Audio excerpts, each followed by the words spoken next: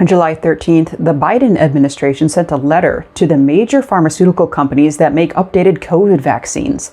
The point of the letter was to encourage these manufacturers to use a reasonable rate when they put their vaccines on the commercial market, likely to be this fall. The letter was sent to Pfizer, Moderna, and Novavax.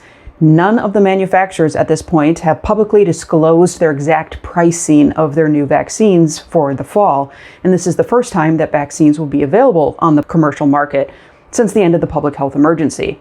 The U.S. Department of Health and Human Services warned against pricing vaccines too high, and they said pricing too high would take advantage of the trust that the American public has put in these drug manufacturers throughout the pandemic response efforts. In a statement, the U.S. Department of Health and Human Services says, as we approach this transition, we expect that companies will look to the example that the U.S. government has set in eliminating access hurdles for the American public.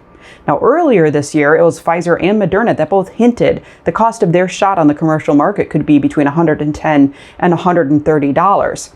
It was back in April that the federal government tried to clarify that insurance companies would still be required to cover COVID vaccines, including Medicare and Medicaid, without cost sharing. There were few exceptions to that policy. The real concern then became about those who were uninsured, and that's where reasonableness is being urged.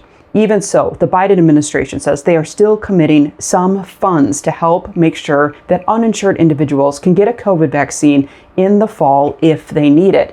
They actually are committing money to a program that runs through summer of 2024 to make sure people aren't left out of vaccines. Some drug manufacturers are saying they're going to run their own assistance programs, but overall, the federal government wants to take steps now to make sure this transition is as smooth as possible. We link to a copy of that letter in the description below.